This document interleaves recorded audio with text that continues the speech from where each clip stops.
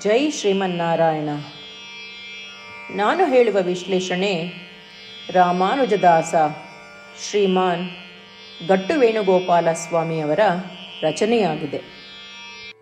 16ನೇ ಅಧ್ಯಾಯ ದೈವಾಸುರ ಸಂಪತ್ ವಿಭಾಗ ಯೋಗ, 2ನೇ ಶ್ಲೋಕ. ಅಹಿಂಸಾ ಸತ್ಯಂ ಅಕ್ರೋಧಃ ತ್ಯಾಗಃ ಶಾಂತಿಃ ಅಪೈಶುನಂ ದಯಾಭೂತೇಷು ಅಲೋಲುಪ್ತ್ವಂ ಮಾರ್ದವಂ ಹ್ರೀಃ ಅಚಾಪಲಂ. ಓಂ. ಗೀತಾಚಾರ್ಯ ಶ್ರೀಕೃಷ್ಣ ಪರಮಾತ್ಮ ಅರ್ಜುನನೊಂದಿಗೆ ನಮ್ಮೆಲ್ಲರಿಗೂ ದೈವ ಅಸುರ ಸಂಪತ್ ವಿಭಾಗ ಯೋಗವನ್ನು ಕಲಿಸುತ್ತಿದ್ದಾನೆ. ಪರಮಾತ್ಮ ಹೇಳುತ್ತಿದ್ದಾನೆ, ಅರ್ಜುನ, ನನ್ನನ್ನು ಪುರುಷೋತ್ತಮ ಎಂದು ತಿಳಿದುಕೊಳ್ಳಲು ಒಬ್ಬನು ಸಾಧು ಸದ್ಗುಣಗಳನ್ನು ಹೊಂದಿರಬೇಕು. ಒಬ್ಬನು ನನ್ನನ್ನು ಪುರುಷೋತ್ತಮ ಎಂದು ಅರಿಯಲು ಈ ಕೆಳಗಿನ ಸಂತ ಸದ್ಗುಣಗಳನ್ನು ಮೈಗೂಡಿಸಿಕೊಳ್ಳಬೇಕು. ಆ ಸಾಧು ಸದ್ಗುಣಗಳು ಅಹಿಂಸೆ, ಸತ್ಯನಿಷ್ಠೆ, ಕ್ರೋಧದ ಗೈರುಹಾಜರಿ, ತ್ಯಾಗ, ಶಾಂತಿ, ದೋಷ ಶೋಧನೆಯ ನಿಗ್ರಹ, ಸಂಯಮ, ಎಲ್ಲ ಜೀವಿಗಳ ಬಗ್ಗೆ ಕರುಣೆ, ಎಲ್ಲ ಇಂದ್ರಿಯ ವಸ್ತುಗಳಿಂದ ಬೇರ್ಪಡುವಿಕೆ, ಸೌಮ್ಯತೆ, ಇಂದ್ರಿಯ ವಸ್ತುಗಳಿಗೆ ಯಾವುದೇ ಪ್ರಲೋಭನೆ ಇಲ್ಲದಿರುವುದು. ಅಹಿಂಸೆ ಆಲೋಚನೆ, ಮಾತು ಅಥವಾ ಕ್ರಿಯೆಯ ಮೂಲಕ ಯಾವುದೇ ಜೀವಿಗಳನ್ನು ನೋಯಿಸದಿರುವುದು ಎಂದರ್ಥ. ಸತ್ಯನಿಷ್ಠೆ ಕಂಡದ್ದನ್ನು ಕಂಡಂತೆ ಹೇಳಬೇಕು, ಕೇಳಿದ್ದನ್ನು ಕೇಳಿದಂತೆ ಹೇಳಬೇಕು, ಇತರರಿಗೆ ತೊಂದರೆಯಾಗದಂತೆ ಹೇಳಬೇಕು. ಕೋಪದ ಅನುಪಸ್ಥಿತಿ, ಯಾರಾದರೂ ಕೋಪಗೊಳ್ಳುವ ರೀತಿಯಲ್ಲಿ ವರ್ತಿಸಿದರೂ ಕೋಪಿತರಾಗದೇ ಇರುವುದು. ಪರಿತ್ಯಾಗ, ಆತ್ಮಕ್ಕೆ ಪ್ರಯೋಜನಕಾರಿಯಲ್ಲದಂತಿರುವ ಬಯಕೆ ಪ್ರೇರಿತ ಕಾರ್ಯಗಳು, ಇಂದ್ರಿಯ ತೃಪ್ತಿಯನ್ನು ತ್ಯಜಿಸುವುದು. ಪ್ರಶಾಂತತೆ, ಇದರರ್ಥ ದೈಹಿಕ ಶಿಸ್ತು, ಇಂದ್ರಿಯಗಳ ಮೇಲೆ ನಿಯಂತ್ರಣ, ಒಳಗಿನ ಶಾಂತಿ ಮತ್ತು ಸಮತೋಲನ ಕಾಪಾಡುವುದು. ಹೊರಗಡೆ ಅಶಾಂತಿಯ ಸನ್ನಿವೇಶಗಳಿದ್ದರೂ ಸಹ ತಪ್ಪು ಶೋಧನೆಯಿಂದ ಬೇರ್ಪಡುವಿಕೆ, ಇತರರಿಗೆ ಹಾನಿಯುಂಟು ಮಾಡುವ ರೀತಿಯಲ್ಲಿ ಮಾತನಾಡಬಾರದು, ಇತರರನ್ನು ನಿಂದಿಸಬಾರದು.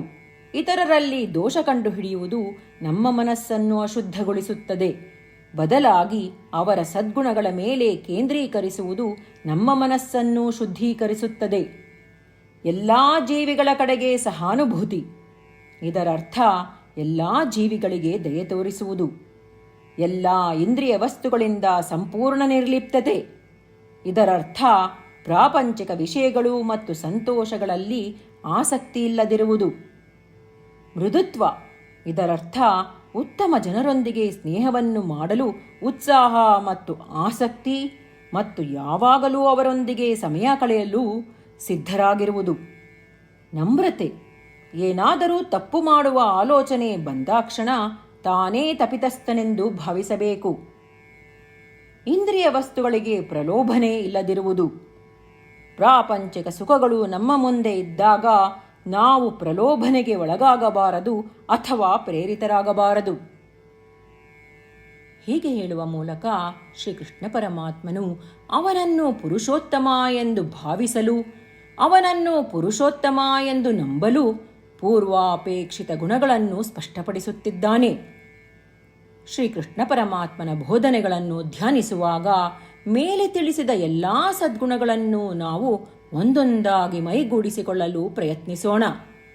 ಶ್ರೀಕೃಷ್ಣ ಪರಮಾತ್ಮನೇ ಎಲ್ಲರಿಗಿಂತ ಶ್ರೇಷ್ಠ, ಶ್ರೀಕೃಷ್ಣ ಪರಮಾತ್ಮನೇ ಪುರುಷೋತ್ತಮ, ಶ್ರೀಕೃಷ್ಣ ಪರಮಾತ್ಮನೇ ಶ್ರೀಮನ್ನಾರಾಯಣ ಎಂದು ನಾವು ನಂಬೋಣ. ನಾವು ಶ್ರೀಮನ್ನಾರಾಯಣನನ್ನು ಪಡೆಯುವುದೇ ನಮ್ಮ ಜೀವನದ ಗುರಿಯಾಗಿಸಿ, ನಾವು ಶ್ರೀಮನ್ನಾರಾಯಣನನ್ನು ಮಾತ್ರ ಆಶ್ರಯಿಸುವಾಗ ನಾವೆಲ್ಲರೂ ಶ್ರೀಕೃಷ್ಣ ಪರಮಾತ್ಮನ ಮಾತುಗಳನ್ನು ಶ್ಲೋಕದ ರೂಪದಲ್ಲಿ ಹಾಗೆಯೇ ಪುನರಾವರ್ತಿಸೋಣ. ಅಹಿಂಸಾ ಸತ್ಯಮಕ್ರೋಧಃ ತ್ಯಾಗಃ ಶಾಂತಿರಪೈಶುನಂ ದಯಾಭೂತೇಶ್ವಲೋಲುಪ್ತ್ವಂ ಮಾರ್ದವಂ ಹ್ರೀರಚಾಪಲಂ. ಗೀತೆಯ ಸತ್ವ ಮತ್ತು 8 ಭಾಷೆಗಳು.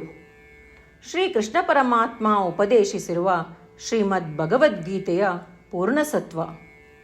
ಅಧ್ಯಾಯ 18, 65ರಿಂದ 70 ಶ್ಲೋಕಗಳಲ್ಲಿ 8 ಕಾರ್ಯಗಳನ್ನು ಮಾಡಬೇಕಾಗಿದೆ. ಶ್ರೀಕೃಷ್ಣ ಹೇಳುತ್ತಾನೆ, ಈ 8 ಕಾರ್ಯಗಳನ್ನು ಯಾರು ಅನುಸರಿಸುತ್ತಾರೋ ಅವರನ್ನು ನಾನು ಪ್ರೀತಿಸುತ್ತೇನೆ. ನಾನು ಆ ಭಕ್ತರನ್ನು ಎಲ್ಲ ವಿಧದ ಮಾರ್ಗಗಳಲ್ಲೂ ಸಂರಕ್ಷಿಸುತ್ತೇನೆ. ಶ್ರೀಕೃಷ್ಣ ಪರಮಾತ್ಮ ಉಪದೇಶಿಸಿದ ಭಗವದ್ಗೀತೆಯನ್ನು ಪೂರ್ಣ ಕೇಳಿಸಿಕೊಂಡ ನಂತರ ಅರ್ಜುನ ಹೇಳುತ್ತಾನೆ, ಕರಿಷ್ಯೆ ವಚನಂ ತವ. ಇದರ ಅರ್ಥ, ಕೃಷ್ಣ, ನಾನು ನೀನು ಹೇಳುವ ರೀತಿಯೇ ಮಾಡುವೆ. ಇದೇ ಕಾರಣದಿಂದ ಶ್ರೀಕೃಷ್ಣ ಅರ್ಜುನನಿಗೆ ಎಲ್ಲ ವಿಧದ ಯಶಸ್ಸು ಮತ್ತು ವಿಜಯಗಳನ್ನು ಪ್ರದಾನ ಮಾಡಿದ. ನಾವು ಈ 8 ಕರ್ಮಗಳನ್ನು ಮಾಡುತ್ತೇವೆ ಎಂದು ಪರಮಾತ್ಮನಿಗೆ ನಮ್ಮ ಪ್ರತಿಜ್ಞೆಯನ್ನು ಮಾಡೋಣ. ಶ್ರೀಕೃಷ್ಣ ಪರಮಾತ್ಮನಿಗೆ ವಚನ ಕೊಡುವುದಕ್ಕಿಂತ ಯಾವ ಪೂಜೆ, ತಪಸ್ಸು ಅಥವಾ ಯಜ್ಞ ದೊಡ್ಡದಿಲ್ಲ. ನಾವು ಮಾಡಬೇಕಾಗಿರುವ ಈ 8 ಪ್ರತಿಜ್ಞೆಗಳನ್ನು ನಾನು ಹೇಳುವೆ. ನೀವೆಲ್ಲರೂ ದಯವಿಟ್ಟು ಮನಸ್ಸು ಮತ್ತು ಹೃದಯದಿಂದ ಯೋಚಿಸಿ. ಈ ರೀತಿ ಶ್ರೀಕೃಷ್ಣನಿಗೆ ವಚನ ಕೊಡುವುದರಿಂದ ನಾವೆಲ್ಲರೂ ಸಂತೋಷದಿಂದ ಪ್ರಕಾಶಿಸುತ್ತಿರುವ ಶ್ರೀಕೃಷ್ಣನ ಮುಖವನ್ನು ದೃಶ್ಯಕರಿಸೋಣ ಮತ್ತು ಆನಂದವನ್ನು ಅನುಭವಿಸೋಣ. ಜೈ ಶ್ರೀಮನ್ನಾರಾಯಣ. ಇವುಗಳೇ ನಮ್ಮ 8 ಪ್ರತಿಜ್ಞೆಗಳು. ನಮ್ಮ ಮೊದಲನೇ ಪ್ರತಿಜ್ಞೆ, ಹೇ ಶ್ರೀಮನ್ನಾರಾಯಣ, ನೀನು ಸೂಚಿಸಿರುವ ಹಾಗೆ ನಾನು ಸದಾ ನಿನ್ನ ಧ್ಯಾನ ಮತ್ತು ಚಿಂತನೆ ಮಾಡುವೆ. ನಮ್ಮ ಎರಡನೇ ಪ್ರತಿಜ್ಞೆ, ಹೇ ಶ್ರೀಮನ್ನಾರಾಯಣ, ನೀನು ಸಲಹೆ ನೀಡಿರುವ ಹಾಗೆ ನಾನು ಸದಾ ನಿನ್ನ ಭಕ್ತನಾಗಿರುವೆ. ನಮ್ಮ ಮೂರನೇ ಪ್ರತಿಜ್ಞೆ, ಹೇ ಶ್ರೀಮನ್ನಾರಾಯಣ, ನಾನು ನನ್ನ ಎಲ್ಲ ಕರ್ಮಗಳನ್ನು ನಿನ್ನ ಸೇವೆ ಮತ್ತು ನಿನ್ನ ಸಂತುಷ್ಟಿಗಾಗಿ ಮಾಡುವೆ. ನಮ್ಮ ನಾಲ್ಕನೇ ಪ್ರತಿಜ್ಞೆ, ಹೇ ಶ್ರೀಮನ್ನಾರಾಯಣ, ಅನುಸರಿಸಲು ನೀನು ಹೇಳಿರುವ ಹಾಗೆ ನಾನು ನಿನಗೆ ಸೇರಿದವನೆಂದು ಶ್ರೇಷ್ಠ ನಂಬಿಕೆ ಇದೆ ಮತ್ತು ನಾನು ಸದಾ 2 ಕೈಗಳನ್ನು ಜೋಡಿಸಿ ನಿನಗೆ ನಮಸ್ಕಾರ ಮಾಡುತ್ತೇನೆ ಮತ್ತು ನಿನ್ನನ್ನು ಪೂಜಿಸುತ್ತೇನೆ. ನಮ್ಮ 5ನೇ ಪ್ರತಿಜ್ಞೆ, ಹೇ ಶ್ರೀಮನ್ನಾರಾಯಣ, ನಿನ್ನ ವಚನಗಳನ್ನು ಸ್ಮರಿಸುತ್ತೇನೆ. ಮಾಮೇಕಂ ಶರಣಂ ವ್ರಜ. 18ನೇ ಅಧ್ಯಾಯ 66ನೇ ಶ್ಲೋಕ. ನೀನು ಹೇಳಿರುವೆ, ನಿನಗೊಬ್ಬನಿಗೇ ಶರಣಾಗಬೇಕು. ಶ್ರೀಮನ್ನಾರಾಯಣ, ನಿನಗೊಬ್ಬನಿಗೇ ಶರಣಾಗುವೆ. ನಮ್ಮ 6ನೇ ಪ್ರತಿಜ್ಞೆ, ಹೇ ಶ್ರೀಮನ್ನಾರಾಯಣ, ನಿನ್ನ ವಚನಗಳನ್ನು ಸ್ಮರಿಸುತ್ತೇನೆ. ಮಾ ಶುಚಃ.